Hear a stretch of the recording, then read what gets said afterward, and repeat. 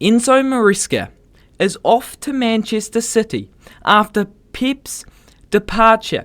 But not much will change, I believe, and this is because they have been working together in the past for Manchester City and they play very similar styles. So, we may see a similar Manchester City side despite completely different managers. Now, this deal for Enzo Maresca is a 3-year deal. So, of course, this means it's a mid sort of range deal and they don't often mean a lot. So, that won't give us any hints of how long he is looking to stay. But with this move, Enzo Maresca will be bringing a big sorting out for Manchester City because he will still want his own players to be in that side. So we could see a lot of transfers within this summer window for Manchester City. This, though, is a well-timed signing for Manchester City because it'll bring a lot of time for him to work out where the players are at. Yes, they're at the World Cup, but who he wants in the team. And the World Cup is the perfect time to look for signings for his side.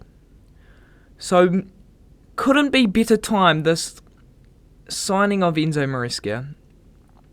But there's a lot to come for him over the next few months. Now, Enzo Maresca, he started out as the manager of the Manchester City Elite Development Squad. So he has been in the environment before, as I said before, under Pep.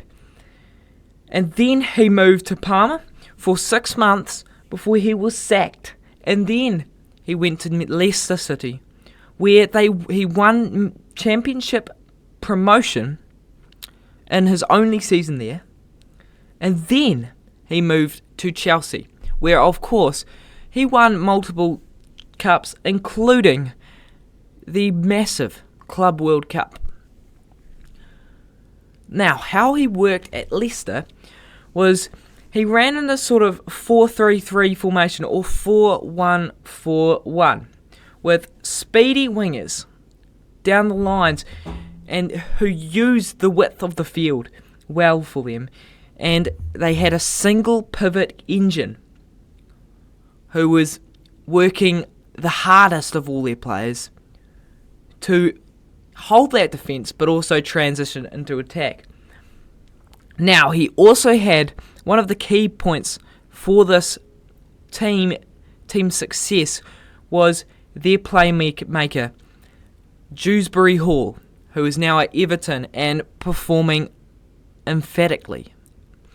Now, what was so good about Dewsbury Hall was he could just make so much happen and he was given license to move. Now, with this 4-1-4-1 formation, it's sort of, you have those two attacking midfielders, which is of Dewsbury Hall's stature, and then another player, and they were able to just put that attack in, and he's an attacking manager, Maresca. That's possibly why he wasn't taken for Leicester City for that next season in the Premier League, because Leicester City would have needed that defensive-sided manager. Now, it didn't work for them, but he moved to Chelsea next. So at Leicester, obviously, he found great success for one season only, and then he moved to Chelsea. Now, at Chelsea, he used that 4-3-3 formation again, with also a 4-2-3-1 sitting in as well. Caicedo was their massive engine at the back. So he was, for Chelsea, he was their anchor between midfield and attack, like Leicester had. And then they had Enzo Fernandez beside him, who was actually moving box to box. That freedom for Fernandez is so important, and that's where he got his success. He also used explosive wide wingers out wide, and of course, Cole Palmer as the playmaker. So this was pretty much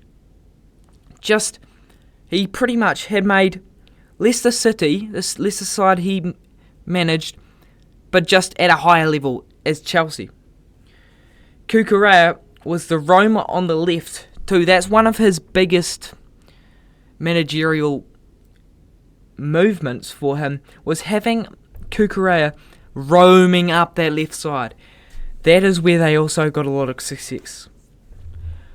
Now, he also really liked sweeper keepers. That is why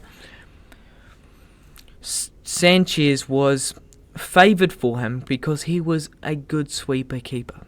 Now, he wasn't consistent all the time, and he isn't still, but that is what he likes. Manchester City, under Pep Guardiola. Now, they were possibly the most successful side ever in the Premier League, other than possibly Manchester United. Now, Manchester City won 6 Premier League titles under Pep, a treble, 2 FA Cups, a Champions League, and overall 20 trophies in 10 years. Now that is phenomenal. How is Enzo Maresca going to be able to back this up and create success when they've already had that such good successful background? Manchester City rotated in a 4-2-3-1 with Bernardo Silva as the box-to-box midfielder and Rodri as the engine. Now they like to drop into that back four to make a back three with the wing backs moving high. That's what Pep used quite a lot. And Nico O'Reilly is definitely one of those players who pretty much can play what Cucurella played at Chelsea. He is a roamer, but he is special because he doesn't just roam up the line. He moves anywhere. He moves into the midfield. He moves right up to the striking position. Now that is such a big, useful option, but then also can lose them at the back. Now that is why they dropped in to make that back three. Manchester City had high inverted wing backs, and Cherki this last season was their playmaker. Now they struggled at the start of the season because Cherki wasn't really in the starting side, and Reinders was more the player in that position, and possibly Foden, but they struggled in that area for the start, and they were often quite vulnerable behind their wing backs. That is where they lost games. Manchester City also have wingers that dribble a lot and are quite like to move in towards the goal, such as Doku and Semenyo, who take on the players. Now, altogether, working together, the Enzo Maresca and this Manchester City side, they will keep it relatively similar, I believe, as I said before, except my pick here is James Trafford may come into the starting side. Does that mean Donnarumma, one of the best goalkeepers in the world, will be sold? I'm not sure. I think at least one of them will be sold this summer.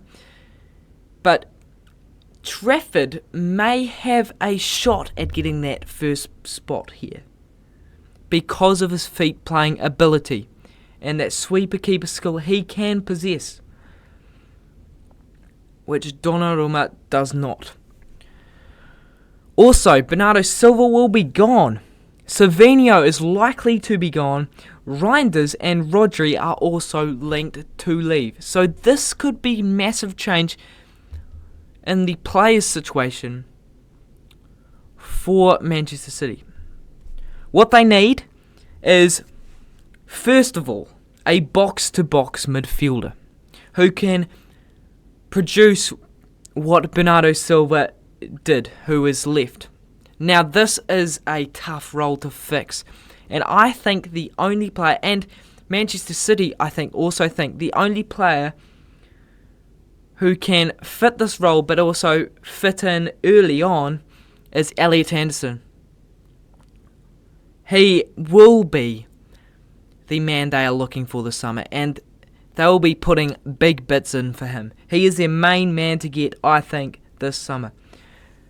They also need a right back, a solid defender at the back as well, because I don't think Matheus Nunes is a right back for me, because it's just the fact he's more of a midfielder and he likes to go high, and so often they are caught in that right back area.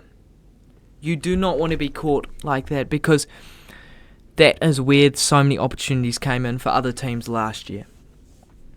Also, wingers are a big want for Manchester City, maybe just for backup for them. Because of Savinho leaving, they'll only have Doku and Semenyo really as the players that will play on the wings. Diomande could be the man they are looking for, but I believe possibly too high a cost, and because other sides will be going for him heavily. He is wanted by so many clubs. This could be a big question whether they can get that man in, or whether they have to go for a cheap option. Also, they need a pivot engine, a midfielder, if Rodri leaves, to take that position and be able to sit back and transition the team, as Maresca likes to do with that player. Adam Wharton is a possible player to fit that criteria, or Belieber from Brighton. These are some questions they could be thinking, but also they've got to think about the cost. There are going to be so many costs this summer for Manchester City, so these might be options where they have to go for cheap options. Centre backs as well are needed for Manchester City, with Ake and Vardio possibly leaving as well. They would probably go for a cheaper option here as well. Now, my predictions, my forecast for Enzo Maresca moving into Manchester City is that this combination will work. But it will take time for him to keep the players in the system and get them working together. This is needed change for Manchester City after Pep Guardiola struggled over the last 2 seasons. Well, not struggled, but found he had to change quite a lot of what he was doing in the last 2 seasons where he was there.